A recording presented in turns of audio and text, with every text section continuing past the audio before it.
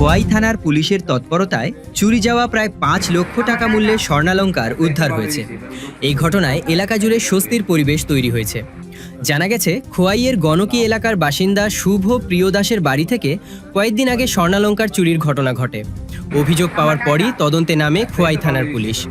ধারাবাহিক তদন্ত ও তৎপরতার জেরে চুরি যাওয়া স্বর্ণালংকার উদ্ধার করতে সক্ষম হয় পুলিশ।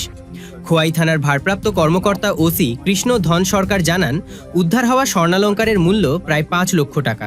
তিনি আরও বলেন, গোটা ঘটনার তদন্ত এখনও চলছে এবং এই চুরির সঙ্গে জড়িতদের শনাক্ত করে আইনের আওতায় আনতে পুলিশ কাজ করছে। প্রিয় দাস, বাবার নাম যে নারায়ণ চন্দ্র দাস, উনি গনকি বাড়ি। উনি পিএসএ জানিয়েছেন যে ওনাদের বাড়িতে একটা চুরি হয়েছে এবং অনেকগুলি স্বর্ণালংকার নিয়ে গেছে, বালা, স্বর্ণের চেইন এবং আংটি নিয়ে 4 থেকে 5 লক্ষ টাকার জিনিস হবে। এবং সঙ্গে সঙ্গে আমাদের পিএস এবং আউটপোস্টের পুলিশ অফিসাররা এবং ওমেন পুলিশ সহ মিলে আমাদের স্পটে গেছে এবং ওনার সঙ্গে কথা বলে এবং কিছু ক্লু পেয়েছে এবং অ্যাকর্ডিংলি ক্লু পেয়ে অজগর টিলা থেকে এন্টায়ার যদি এই যে যা যা জিনিসগুলো বলেছে সমস্ত জিনিসগুলো রিকভারি করেছে এবং এই রিগার্ডে একটা ইনভেস্টিগেশন চলছে।